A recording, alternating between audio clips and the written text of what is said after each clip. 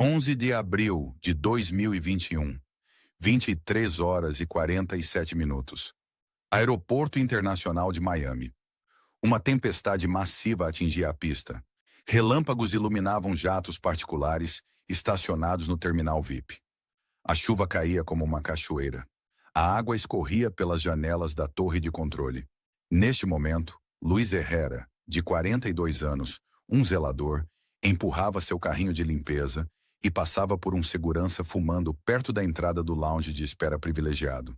O guarda acenou com a cabeça. Luiz sorriu. Em 15 minutos, este homem desapareceria para sempre, levando consigo 2 malas de lona cheias de dinheiro de cartel. Eles o procurariam por 3 anos. Nunca o encontrariam. Antes de eu contar a história completa, só tenho um pequeno favor a pedir.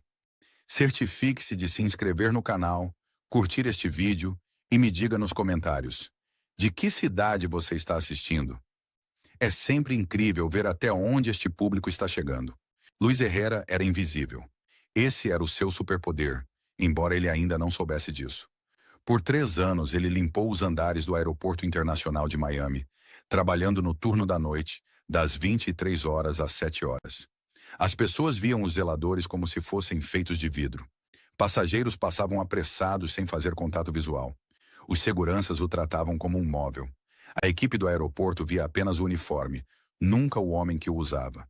Luiz tinha 42 anos e era um imigrante de Tegucigalpa, Honduras. Suas mãos calejadas contavam a história de uma vida de trabalho manual. Construção em Houston, lavando louça em Nova Orleans, empregos em fábricas em Memphis. Cada posição havia terminado da mesma forma.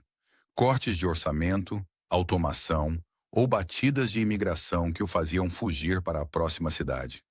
Miami deveria ser diferente. O emprego no aeroporto vinha com benefícios, horários fixos e a promessa de invisibilidade que se tornou o maior trunfo de Luiz.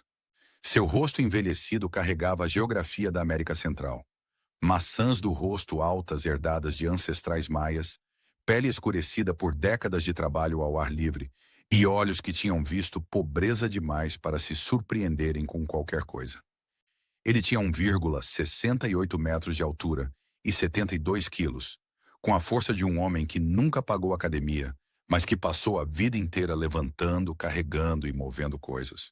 2 filhos que ficaram em casa dependiam do dinheiro que ele enviava todos os meses. $800 que representavam metade do seu salário e toda a esperança deles. Sua filha Maria tinha 16 anos, era brilhante em matemática e sonhava em ser engenheira. Seu filho Carlos tinha 13 anos, era obcecado por futebol e determinado a se tornar profissional. A mãe deles, ex-esposa de Luiz, Helena, havia se casado novamente com um mecânico chamado Roberto, que tratava bem as crianças. Mas Luiz continuava sendo a tábua de salvação para a educação, a oportunidade e a fuga do ciclo de pobreza que havia definido sua própria vida. Helena não se divorciou de Luiz por falta de amor, mas por exaustão. Foram 3 anos de separação enquanto ele trabalhava ilegalmente nos Estados Unidos, enviando dinheiro para casa, mas perdendo aniversários, formaturas e os pequenos momentos diários que constroem relacionamentos. Quando Roberto apareceu, estável, presente, gentil, ela fez a escolha prática com a qual Luiz não podia argumentar. Roberto podia oferecer apoio emocional e cuidados diários, mas Luiz fornecia o dinheiro que tornava todo o resto possível. A matemática era brutal e simples. Luiz ganhava $12 por hora no aeroporto. Depois dos impostos, seu salário semanal era de $432. Seu aluguel era de $1.200 por mês para um estúdio em Hialeah, o tipo de lugar onde as baratas superavam o número de moradores, e o ar-condicionado funcionava apenas 3 meses por ano. Seu carro era um Honda Civic 2007 com 190 mil milhas rodadas, mantido por orações e fita adesiva. Seguro, gasolina, comida, contas e necessidades básicas consumiam a maior parte de sua renda restante. Os $800 que ele enviava para Honduras a cada mês o deixavam com aproximadamente $50 por semana para despesas pessoais. Luiz trabalhava 60 horas por semana quando possível, pegando turnos extras sempre que alguém faltava ou pedia demissão. O aeroporto tinha uma alta rotatividade de zeladores. O trabalho era difícil, os horários eram antissociais e o salário mal superava o mínimo. Mas para Luiz, isso representava estabilidade. Ele havia aprendido a ser grato por um trabalho que outros rejeitavam. O terminal VIP do aeroporto de Miami era o território regular de Luiz. Enquanto os passageiros comerciais enfrentavam longas filas, pontos de controle da TSA e portões lotados, os clientes ricos desfrutavam de um mundo diferente. Pisos de mármore, cadeiras de couro, champanhe de cortesia, segurança privada e privacidade absoluta. Este universo paralelo existia no mesmo prédio que o terminal comercial, mas parecia um planeta diferente. Luiz limpava esses espaços todas as noites, movendo-se como um fantasma por entre conversas que ele não deveria ouvir.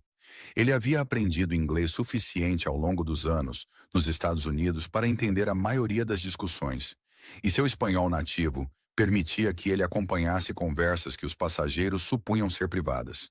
Ele aprendeu sobre negócios, problemas familiares, corrupção política e segredos pessoais que fascinariam os jornalistas de tabloides. Mas Luiz guardava tudo para si. Invisibilidade exigia silêncio. O terminal VIP operava cerca de 50 voos privados por semana.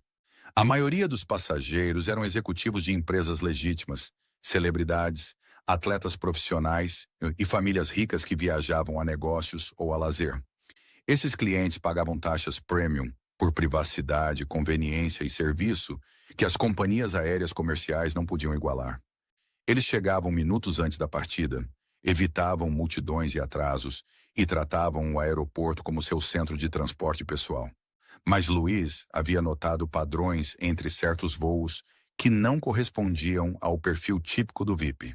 Esses voos chegavam apenas nos fins de semana, geralmente de quinta a domingo, sempre tarde da noite, entre 23 horas e 2 horas. Eles eram sempre jatos particulares com números de cauda mexicanos operados por empresas de fretamento sediadas em Guadalajara, Tijuana ou Cidade do México.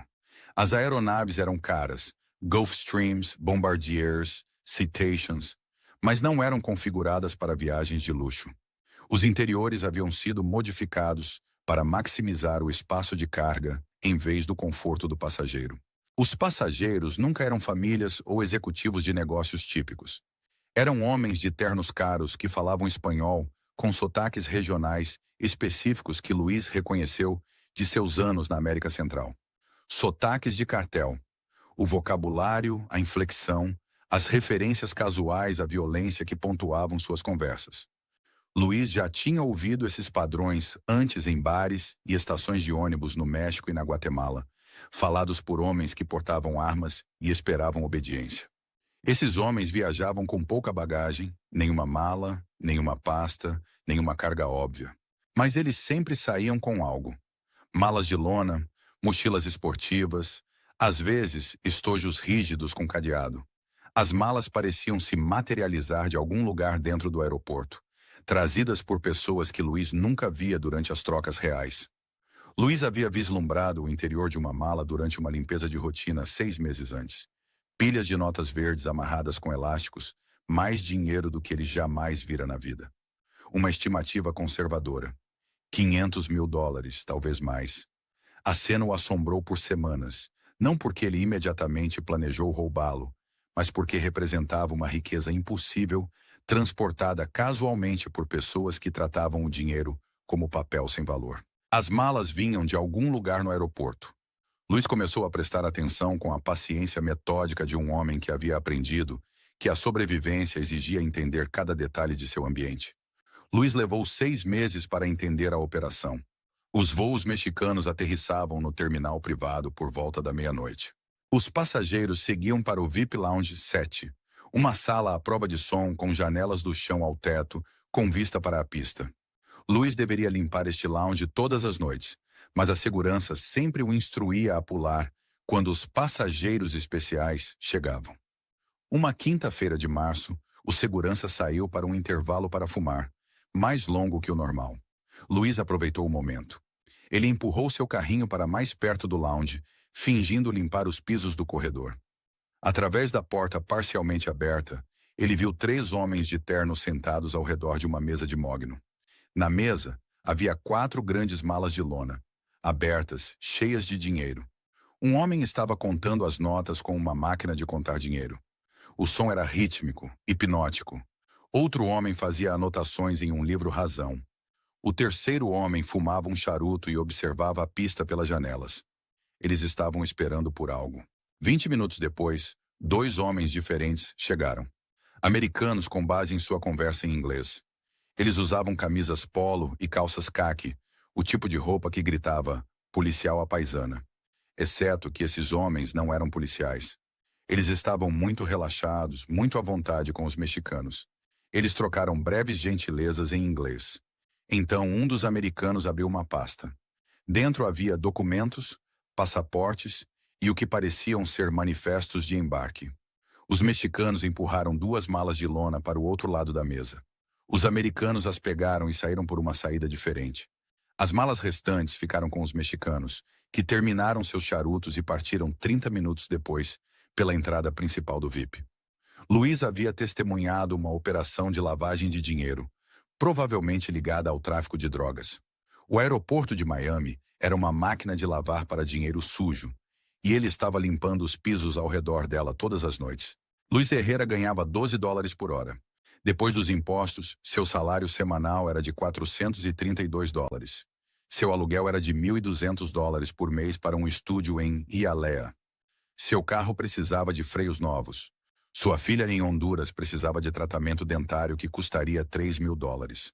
Seu filho queria cursar a universidade, mas a mensalidade era impossível com o salário de Luiz. Enquanto isso, a cada fim de semana, milhões de dólares passavam pelo VIP Lounge 7. Os homens que controlavam esse dinheiro eram criminosos. Luiz não tinha escrúpulos morais em relação a isso. Eles destruíam comunidades com drogas, assassinavam rivais e corrompiam forças policiais. Se alguém os roubasse, o mundo não lamentaria a perda. Mas roubar de um cartel não era como roubar um banco. Os bancos tinham seguro, proteção federal e recurso legal. Os cartéis tinham executores, câmaras de tortura e covas sem identificação. Se Luiz fosse pego, ele não iria para a prisão. Ele simplesmente desapareceria. Ainda assim, os números eram esmagadores. Em uma noite, ele havia visto pelo menos 4 milhões trocarem de mãos. Para Luiz, isso representava 33 anos de trabalho. 33 anos limpando pisos, enviando dinheiro para casa e vivendo de salário em salário. 33 anos sendo invisível. E se ser invisível fosse, na verdade, uma vantagem? Luiz passou 2 meses estudando a operação antes de tocar em qualquer coisa. Ele aprendeu que as trocas de dinheiro aconteciam todas as quintas e domingos à noite. Os voos mexicanos sempre chegavam entre 23h30 e meia-noite. Os americanos geralmente apareciam 45 minutos depois. A segurança era rigorosa, mas previsível. 2 seguranças no terminal VIP, uma patrulha itinerante e câmeras cobrindo todas as entradas principais. As câmeras eram a maior preocupação de Luiz, até ele perceber que também eram sua salvação. A segurança do aeroporto filmava passageiros e visitantes, não funcionários. Zeladores eram ruído de fundo, invisíveis até mesmo para a vigilância eletrônica. Luiz tinha acesso a todas as salas, todos os corredores, todas as áreas de serviço do terminal. Seu cartão-chave abria portas que os passageiros nunca souberam que existiam. O elevador de serviço era a chave. Ele conectava o terminal VIP ao nível de manutenção, que levava à garagem dos funcionários por uma série de túneis originalmente construídos para acesso de serviços públicos. Luiz usava esta rota todas as noites para descartar lixo e pegar suprimentos de limpeza. Nenhuma câmera monitorava as áreas de serviço, porque elas não eram consideradas riscos de segurança. O plano de Luiz era simples.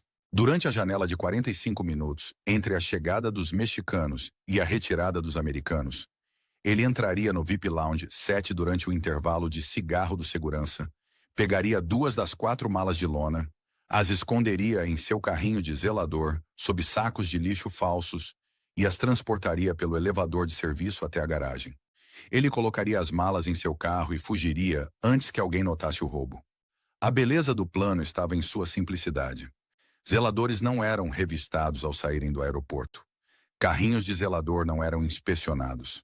Se alguém visse Luiz saindo com seu carrinho, presumiria que ele estava levando lixo para fora. O que, da perspectiva do cartel, ele estaria fazendo. Luiz comprou um Toyota Corolla usado por $3.200 em dinheiro, pagando em notas pequenas ao longo de várias semanas para evitar suspeitas. Ele o estacionou no lote dos funcionários, longe das câmeras de segurança, em um local que ele havia testado durante várias simulações. Ele memorizou o tempo de caminhada do elevador de serviço até seu carro. 4 minutos e 20 segundos. Ele praticou esconder objetos em seu carrinho de zelador, usando sacos de areia para simular o peso do dinheiro. Uma mala de lona cheia de dinheiro pesaria aproximadamente 18 quilos. O carrinho de Luiz podia conter 36 quilos de equipamentos mais lixo, então 2 malas caberiam confortavelmente sob seus suprimentos normais. Ele estudou as rotinas dos seguranças com detalhes obsessivos. A patrulha itinerante seguia um padrão previsível, verificando os mesmos locais a cada 20 minutos. Os seguranças do terminal VIP revezavam seus intervalos para fumar, mas sempre entre a meia-noite e 00, e sempre por exatamente 10 minutos. Luiz cronometrou esses intervalos por 6 semanas. O padrão nunca variou. Mais importante, Luiz preparou sua estratégia de saída. Ele não podia simplesmente desaparecer de Miami. Isso levantaria suspeitas imediatamente. Em vez disso, ele planejou terminar seu turno, ir para casa normalmente, ligar para o trabalho no dia seguinte, dizendo que estava doente, e então desaparecer durante o fim de semana. Quando alguém associasse o roubo a ele, ele estaria a centenas de quilômetros de distância. A semana antes do assalto, Luiz manteve sua rotina normal enquanto fazia preparativos sutis para seu desaparecimento. Ele sacou pequenas quantias de dinheiro de sua conta bancária ao longo de vários dias, esvaziando suas economias sem acionar alertas automáticos de fraude. O total era de $847. Todas as suas economias de uma vida.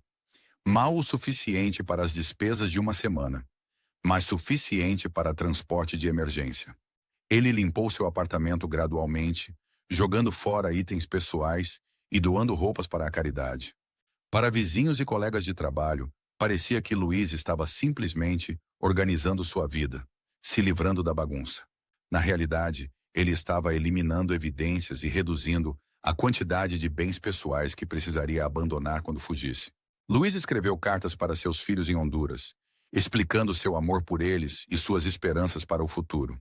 Ele não podia revelar seus planos ou fornecer detalhes específicos sobre seu desaparecimento, mas queria que eles entendessem que, o que quer que acontecesse, suas ações eram motivadas pelo desejo de lhes dar oportunidades que ele nunca teve.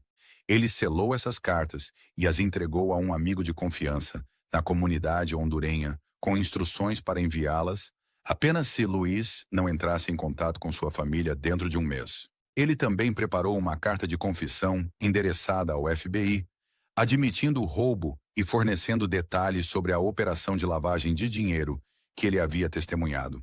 Esta carta explicava suas motivações, descrevia os criminosos envolvidos e oferecia informações sobre suas atividades que a polícia poderia usar para desmantelar suas operações.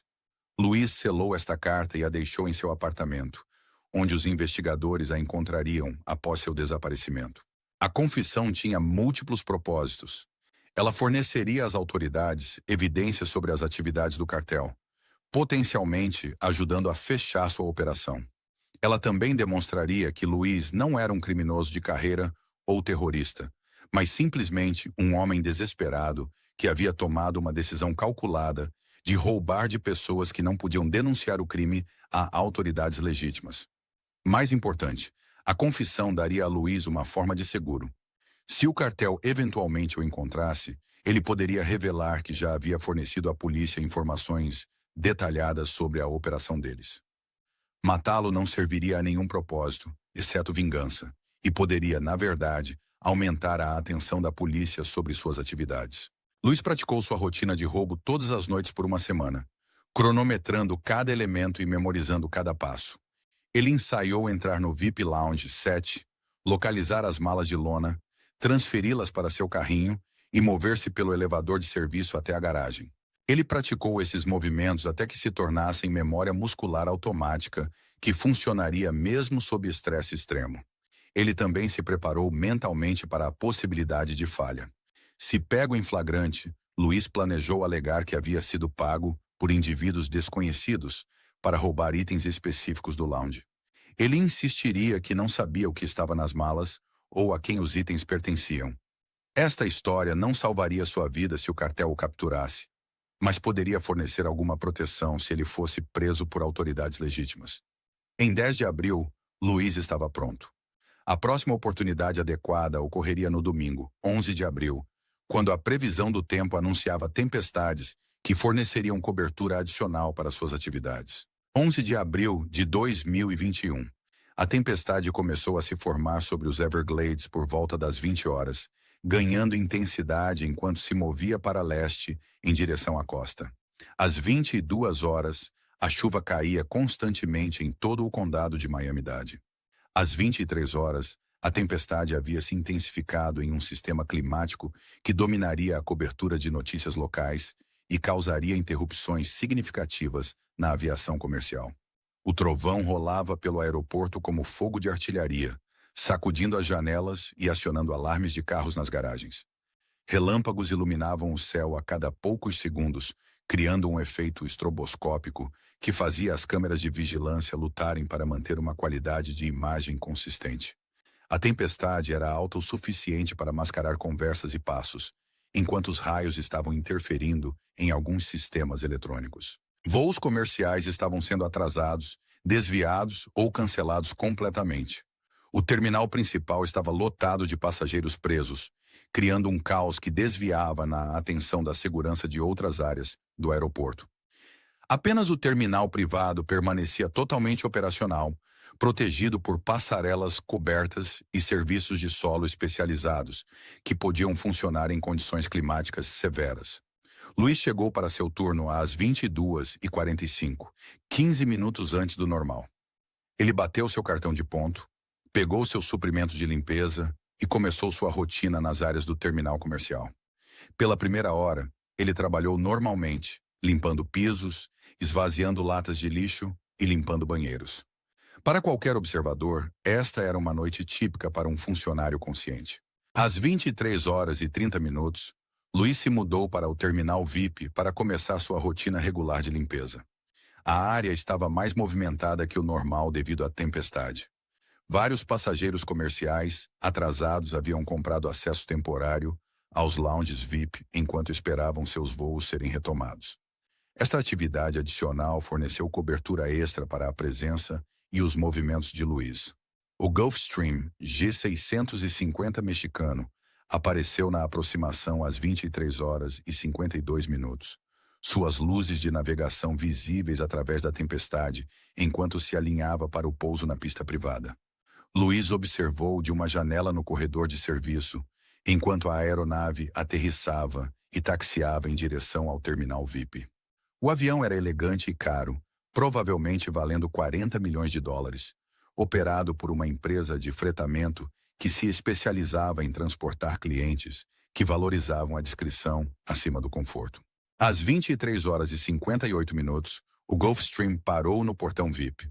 As equipes de solo imediatamente começaram sua rotina de serviço: combustível, limpeza, verificações de manutenção, enquanto 3 homens de terno escuro desembarcavam e caminhavam rapidamente pela passarela coberta até a entrada do terminal.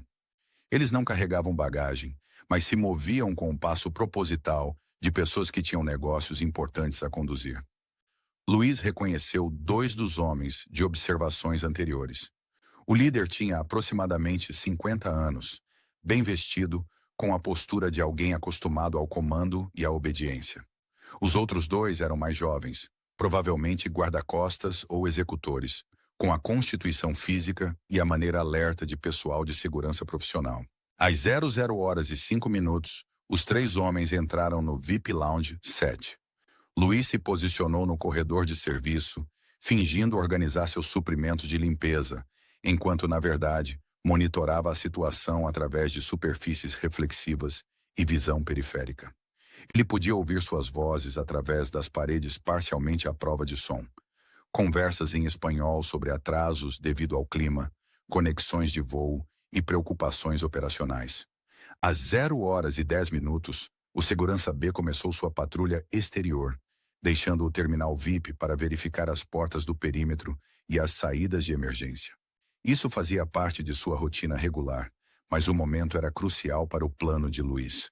Com um guarda do lado de fora e o outro posicionado na entrada principal, Luiz teria a máxima liberdade de movimento quando o intervalo para fumar começasse. Às 0h15, o segurança A saiu para seu intervalo de cigarro programado. Luiz estava cronometrando esses intervalos por meses, e o padrão era consistente, exatamente 10 minutos. Não importa o que estivesse acontecendo em outras partes do terminal. O guarda era uma criatura de hábito que priorizava seu vício em nicotina acima dos protocolos de segurança. Luiz se moveu imediatamente. Ele empurrou seu carrinho em direção ao VIP Lounge 7, parando ao longo do caminho para esvaziar pequenas latas de lixo e manter a aparência de trabalho normal. A tempestade forneceu cobertura acústica para seus movimentos, mascarando o som das rodas do carrinho nos pisos de mármore. A porta do lounge estava destrancada, como Luiz esperava. Os 3 homens mexicanos estavam sentados ao redor da mesa de conferências de Mogno, mas sua atenção estava focada em seus telefones e em um laptop. Eles estavam conduzindo negócios com pessoas em outros locais, coordenando atividades que exigiam cronometragem e comunicação precisas. Na mesa, havia 4 grandes malas de lona posicionadas em uma fila organizada, ao longo de um lado da superfície de Mogno.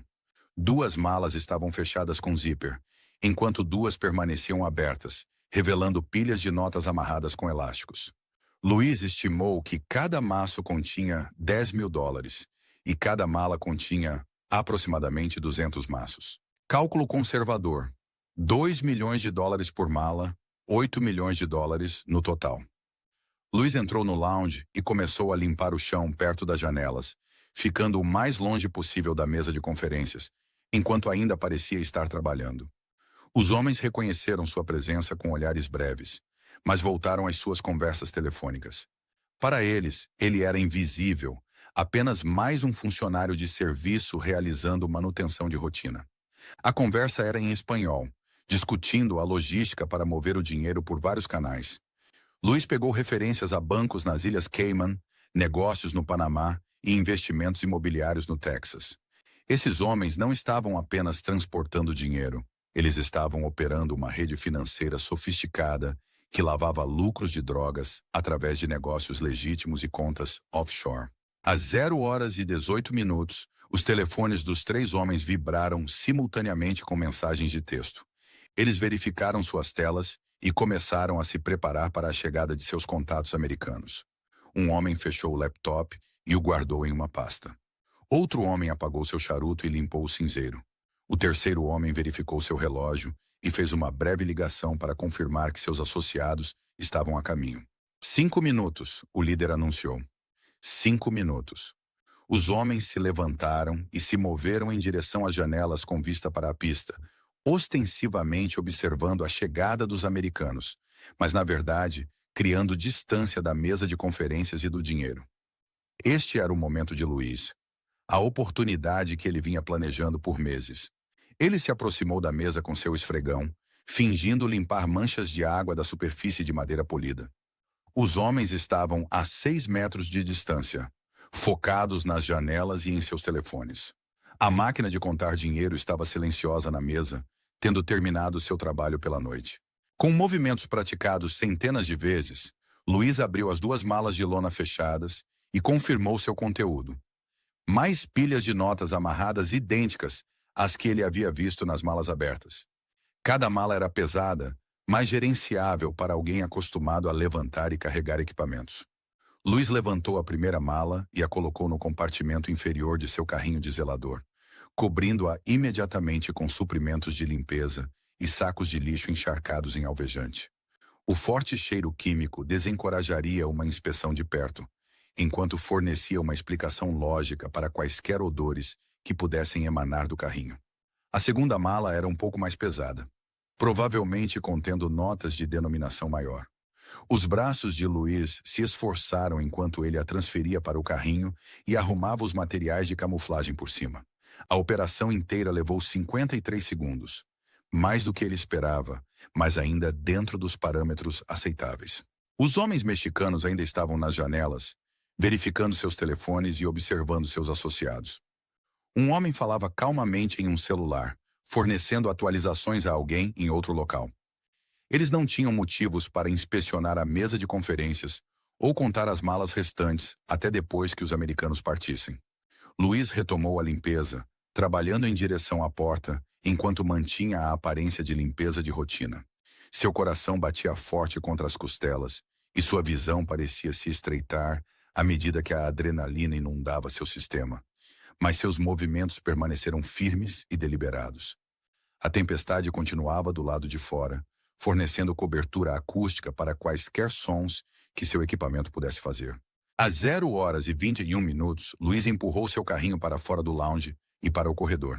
O segurança A ainda estava do lado de fora fumando, visível através das portas de vidro, enquanto ele verificava seu telefone e esperava seu intervalo terminar.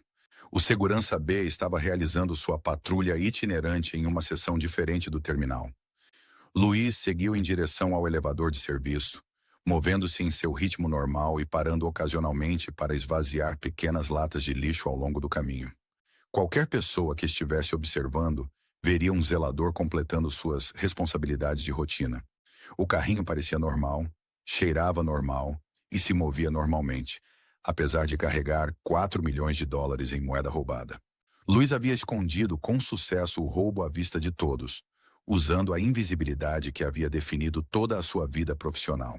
O elevador de serviço estava localizado em um corredor que não era monitorado por câmeras de segurança de passageiros. Luiz apertou o botão de chamada e esperou, ouvindo a tempestade do lado de fora e os sons distantes do terminal movimentado. O elevador chegou vazio, como ele esperava durante o turno da noite, quando a maioria dos funcionários estava trabalhando em outras áreas. Luiz apertou o botão para o nível de manutenção e observou as portas se fecharem. Pela primeira vez desde que entrou no lounge, ele estava completamente sozinho com o dinheiro roubado. O elevador desceu lentamente, dando a ele 30 segundos para controlar sua respiração e se preparar para a próxima fase de sua fuga. As portas se abriram para o nível de manutenção, um labirinto de tubos, painéis elétricos, equipamentos de tratamento de água e depósitos que formavam a infraestrutura oculta do aeroporto.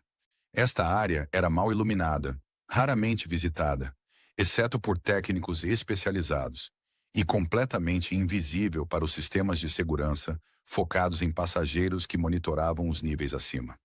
Luiz empurrou seu carrinho por corredores que ele havia memorizado durante 3 anos de emprego, passando pela instalação de tratamento de água, pelo túnel de serviço que conectava diferentes seções do aeroporto, em direção à garagem dos funcionários, onde seu Toyota Corolla esperava na escuridão.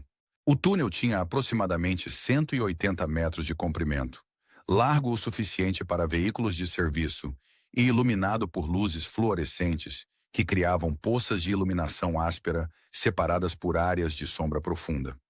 Os passos de Luiz ecoavam apesar das rodas de borracha em seu carrinho, mas o som era mascarado pelo ruído mecânico dos sistemas de tratamento de ar e equipamentos elétricos. Às 0h25, Luiz chegou à garagem dos funcionários. A área estava quase vazia, exceto por alguns carros pertencentes a trabalhadores noturnos. Seu Toyota Corolla estava no local que ele havia selecionado meses antes, longe das câmeras de entrada e escondido entre outros veículos que forneciam camuflagem visual. Luiz abriu o porta-malas e transferiu as malas de lona de seu carrinho, cobrindo-as com uma lona e alguns cabos de bateria que forneceriam explicações inocentes se alguém por acaso olhasse para dentro. As malas cabiam facilmente no porta-malas, com espaço para itens adicionais, se necessário. Ele fechou o porta-malas e voltou para o terminal com seu carrinho vazio, mantendo sua rotina normal. Qualquer investigação mostraria que Luiz havia trabalhado em seu turno regular a noite toda, limpando áreas designadas e descartando lixo através de procedimentos estabelecidos. A cronometragem seria apertada, mas não impossível para um funcionário consciencioso que levava suas responsabilidades a sério. Às 0h30, Luiz estava de volta ao terminal VIP, retomando suas tarefas de limpeza. O segurança A havia retornado de seu intervalo de cigarro e estava posicionado na entrada principal. O segurança B continuava sua patrulha itinerante. Os homens mexicanos ainda estavam no Lounge 7, agora acompanhados por 2 americanos que haviam chegado para a reunião programada. Luiz trabalhou em outras áreas do terminal pelos 17 minutos seguintes, mantendo sua rotina normal enquanto a troca de dinheiro continuava no Lounge 7. Ele esvaziou latas de lixo, limpou pisos e banheiros, realizando todas as tarefas que justificavam sua presença e forneciam álibis para seus movimentos. Às 0h47, Luiz bateu o cartão e caminhou até seu carro. Ele havia completado um turno completo, mantido sua rotina normal e não fornecido razões óbvias para a suspeita. Ele dirigiu lentamente pela saída do aeroporto, acenando para o segurança, que mal levantou os olhos de seu jornal. A tempestade estava começando a diminuir, mas a chuva ainda caía constantemente em Miami. A 1h, Luiz estava na Interstate 95, seguindo para o sul em direção à oficina de seu primo em Homestead. O aeroporto ficou menor e desapareceu atrás de cortinas de chuva e escuridão. Às 00h51, 4 minutos depois que Luiz bateu o cartão e saiu do aeroporto, os 2 contatos americanos entraram no VIP Lounge 7. Eles estavam exatamente dentro do cronograma, apesar dos atrasos da tempestade que haviam interrompido a aviação comercial em todo o sul da Flórida. Esses homens eram profissionais que entendiam que a cronometragem era crítica em operações envolvendo múltiplas organizações criminosas. Os americanos tinham ambos cerca de 50 anos, com a postura de ex-oficiais da lei que haviam feito a transição para um trabalho mais lucrativo no setor privado. O líder se apresentou como Michael, obviamente um pseudônimo, e falava com o sotaque monótono do centro-oeste americano. Seu parceiro permaneceu em silêncio, focado em observar as saídas da sala e potenciais ameaças de segurança. Michael carregava uma pasta de couro contendo documentos que legitimariam a movimentação do dinheiro através dos sistemas bancários, formulários alfandegários com selos autênticos, manifestos de embarque para cargas inexistentes e licenças comerciais para empresas que existiam apenas no papel. A papelada era perfeita porque havia sido criada por pessoas que entendiam exatamente como as investigações financeiras eram conduzidas e quais evidências satisfariam o escrutínio regulatório. O líder mexicano gesticulou em direção à mesa de conferências, onde 2 malas de lona permaneciam em suas posições originais. Mas algo estava errado. As malas estavam posicionadas de forma diferente de como estavam 30 minutos antes. O espaçamento estava irregular. Uma mala parecia murcha, como se seu conteúdo tivesse se deslocado. O mexicano perguntou: "Onde estão as outras?" Michael parecia confuso. "Fomos informados de 4 malas. Eu vejo 2. Havia 4, o mexicano insistiu. Havia 4. A sala ficou em silêncio, exceto pelo som da chuva contra as janelas à prova de balas. Ambos os grupos perceberam simultaneamente que estavam diante de um mal-entendido ou de um roubo, e nenhuma das possibilidades era aceitável em sua linha de trabalho. O líder mexicano abriu as 2 malas restantes e rapidamente contou o conteúdo. Aproximadamente 4 milhões de dólares, exatamente metade do que deveria estar presente para a troca. Ou os americanos haviam, de alguma forma, levado 2 malas sem serem detectados, ou outra pessoa havia acessado a sala durante o período de espera. "Não tocamos em nada", disse Michael, sua mão se movendo instintivamente em direção à arma escondida sob o casaco. "Acabamos de chegar." A conversa que se seguiu foi breve e mortalmente silenciosa. Ambos os lados se acusaram de roubo, quebra de contrato e tentativa de engano. Os americanos presumiram que os mexicanos estavam tentando renegociar o acordo, alegando um roubo que não havia ocorrido. Os mexicanos presumiram que os americanos haviam enviado pessoal avançado para roubar metade do dinheiro antes da troca oficial. Ambas as suposições estavam erradas, mas nenhum dos grupos acreditou nas negações do outro. A confiança era impossível em relacionamentos construídos sobre a criminalidade mútua e reforçados pela ameaça de violência. A reunião terminou sem violência, mas com promessas de consequências severas se o dinheiro desaparecido não reaparecesse em 24 horas. Os americanos saíram de mãos vazias, levando sua pasta de documentos fraudulentos e suas crescentes suspeitas sobre a confiabilidade mexicana. Os mexicanos permaneceram no lounge, fazendo ligações para pessoas especializadas em encontrar coisas e pessoas que haviam desaparecido. A segurança do aeroporto foi alertada a 1h30, quando os homens mexicanos relataram um roubo de propriedade pessoal do VIP Lounge 7. Eles não podiam ser específicos sobre o que havia sido roubado, sem admitir a lavagem de dinheiro. Então descreveram documentos de negócios importantes e pertences pessoais, no valor de aproximadamente $50 mil, um valor que justificaria uma investigação sem atrair a atenção federal. O supervisor de segurança de plantão era James Morrison, um veterano de 28 anos de operações de aeroporto que havia visto todo tipo de incidente imaginável. Bagagem desaparecida, reclamações de roubo, disputas entre passageiros, todos assuntos de rotina que exigiam documentação e investigação, mas raramente levavam a consequências graves. Morrison entrevistou os homens mexicanos separadamente, tentando estabelecer exatamente o que havia sido roubado e quando o roubo poderia ter ocorrido. Suas histórias eram consistentes, mas vagas. Eles alegaram ter deixado itens pessoais sem vigilância no lounge, enquanto conduziam reuniões de negócios com associados americanos. Quando retornaram, certos documentos valiosos e pertences pessoais estavam faltando.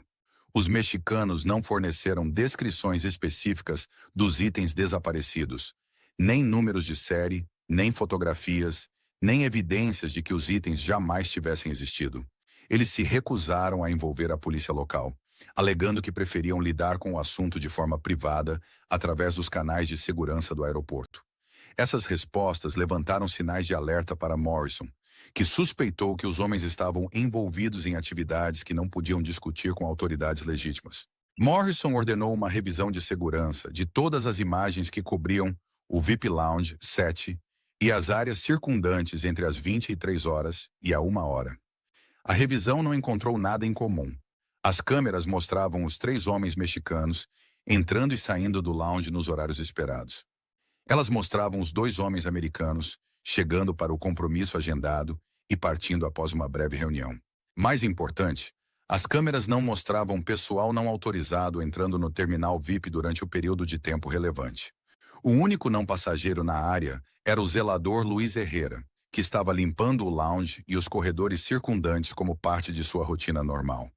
Luiz apareceu em múltiplos ângulos de câmera, empurrando seu carrinho, limpando pisos e realizando as tarefas mundanas que justificavam sua presença na área segura. A investigação de Morrison concluiu que nenhum roubo havia ocorrido. Os homens provavelmente haviam extraviado seus pertences ou os removido eles mesmos, sem se lembrarem claramente da ação. Tais incidentes eram comuns entre clientes ricos que viajavam frequentemente e, muitas vezes, esqueciam onde haviam deixado itens valiosos. Os homens mexicanos aceitaram as conclusões de Morrison com um educado desacordo, agradeceram por sua minuciosidade e deixaram o aeroporto às 3h15. Mas eles não estavam satisfeitos com a investigação oficial. Eles lançaram sua própria investigação, usando métodos que a segurança do aeroporto não podia empregar. Luiz havia dirigido para o sul de Miami, na Interstate 95, seguindo uma rota que ele havia memorizado durante meses de preparação. A rodovia estava quase vazia devido à tempestade, com apenas caminhões ocasionais e veículos de emergência compartilhando a estrada. Luiz manteve exatamente o limite de velocidade, usou sinais adequados para mudanças de faixa e evitou chamar a atenção dos oficiais da Patrulha Rodoviária da Flórida, que, sem dúvida, estavam patrulhando apesar do clima. À 1h47, Luiz saiu da Interestadual em Homestead e dirigiu por bairros residenciais em direção à oficina de seu primo Roberto. Roberto operava o negócio de forma legítima, especializando-se em reparos para os trabalhadores agrícolas e funcionários de serviços que formam a espinha dorsal da economia do sul da Flórida. Mas Roberto também tinha conexões com pessoas que precisavam de veículos com documentação flexível, transações em dinheiro que não apareciam em registros oficiais e trabalho mecânico que restaurava carros depois de estarem envolvidos em atividades que oficinas de reparo legítimas não lhe dariam. Luiz estacionou atrás da oficina e usou uma chave que Roberto havia fornecido semanas antes. A oficina estava escura e vazia, cheia dos sons familiares de equipamentos automotivos e dos odores persistentes de óleo, gasolina e metal. Roberto havia deixado um bilhete em sua mesa. Picape do lado de fora, chaves debaixo do tapete, documentos no porta-luvas. Boa sorte, primo. A picape era uma Ford F-150 de 15 anos com 180 mil milhas no odômetro. O registro mostrava a propriedade de uma empresa de construção que existia apenas no papel, fornecendo camadas de proteção legal que confundiriam os investigadores que tentassem rastrear o histórico do veículo. A picape era mecanicamente sólida, mas esquecível. Exatamente o tipo de veículo que os policiais ignorariam durante paradas de trânsito de rotina. Luiz transferiu as malas de lona de seu Toyota para a picape, colocando-as sob uma lona junto com ferramentas de construção e equipamentos que forneciam explicações lógicas para sua presença. Ele limpou todas as superfícies do Toyota com alvejante e panos de limpeza, removendo impressões digitais e evidências de DNA que poderiam conectá-lo ao veículo após seu desaparecimento. Às 3h20, Luiz abandonou o Toyota em um estacionamento de shopping center em Homestead, deixando as chaves na ignição e as portas destrancadas. O carro seria roubado ou rebocado em poucas horas, eliminando qualquer conexão com o roubo do aeroporto e fornecendo aos investigadores pistas falsas que desperdiçariam tempo e recursos. Luiz dirigiu a picape para o sul, através das Florida Keys, seguindo a US Highway 1 por uma paisagem de água, pontes e pequenas comunidades que existiam principalmente para servir turistas e entusiastas da pesca. A tempestade estava se movendo para o mar, deixando para trás céus claros e o calor úmido que caracterizava o clima do sul da Flórida. Ao nascer do sol, Luiz estava em Key West, o ponto mais ao sul dos Estados Unidos continentais, e um lugar onde as pessoas frequentemente desapareciam na geografia complicada de ilhas, barcos e águas internacionais. Ele fez check-in em um motel usando uma identificação falsa que havia comprado anos antes como seguro contra a deportação, pagando em dinheiro por 3 noites e evitando quaisquer interações que pudessem ajudar as testemunhas a se lembrarem de sua presença. Dentro de 48 horas após o roubo, os executores do cartel chegaram a Miami para conduzir sua própria investigação. Esses homens eram especialistas em recuperar propriedades roubadas e punir pessoas que haviam cometido o erro de roubar de seus empregadores. Eles operavam com métodos que a aplicação da lei legítima não podia usar e faziam perguntas que a segurança do aeroporto nunca havia considerado. O investigador principal era um homem conhecido apenas como El Martillo, o Martelo, cuja reputação por extrair informações através da tortura era lendária em todo o submundo do crime. El Martillo tinha 45 anos, era fisicamente discreto e capaz de conduzir interrogatórios que quebravam até criminosos experientes em poucas horas. A equipe de El Martillo começou a identificar cada pessoa que esteve presente no terminal VIP em 11 de abril. A segurança do aeroporto forneceu registros de emprego, horários de trabalho e imagens de segurança que mostravam todo o pessoal que havia acessado as áreas seguras durante o período de tempo relevante. A lista incluía seguranças, pessoal de limpeza, trabalhadores de manutenção e pessoal administrativo. Aproximadamente 30 pessoas que tinham razões legítimas para estar na área. A equipe conduziu entrevistas sistemáticas com cada pessoa na lista, usando técnicas que eram mais agressivas do que qualquer coisa que a segurança do aeroporto havia tentado. Eles não estavam interessados em declarações oficiais ou documentação. Eles queriam entender relacionamentos, problemas financeiros, motivações pessoais e quaisquer fatores que pudessem explicar por que alguém arriscaria roubar de um cartel mexicano. A primeira vítima foi Miguel Santos, um supervisor de segurança que estava de plantão durante o turno da noite. Miguel era um homem de família com 20 anos de experiência em aeroportos e sem antecedentes criminais. Ele nunca tinha visto o dinheiro, nunca ouviu conversas sobre lavagem de dinheiro e não tinha conhecimento de atividades criminosas no terminal VIP. Mas os métodos de interrogatório de El Martillo não dependiam do conhecimento ou da culpa real da vítima. O processo foi projetado para extrair informações através da dor, do medo e da quebra gradual da resistência psicológica. Miguel foi sequestrado de sua casa, transportado para um armazém em Hialeah e submetido a técnicas de tortura que haviam sido desenvolvidas por agências de inteligência e refinadas por organizações criminosas. Miguel morreu após 18 horas de interrogatório sem fornecer qualquer informação útil. Seu corpo foi encontrado 3 dias depois em um canteiro de obras, exibindo ferimentos que serviram como um aviso a outros funcionários do aeroporto sobre as consequências da cooperação com a aplicação da lei. A segunda vítima foi Carmen Rodrigues, uma supervisora de limpeza que gerenciava os horários e as atribuições de trabalho dos zeladores. Carmen era uma avó de 58 anos que havia trabalhado no aeroporto por 12 anos.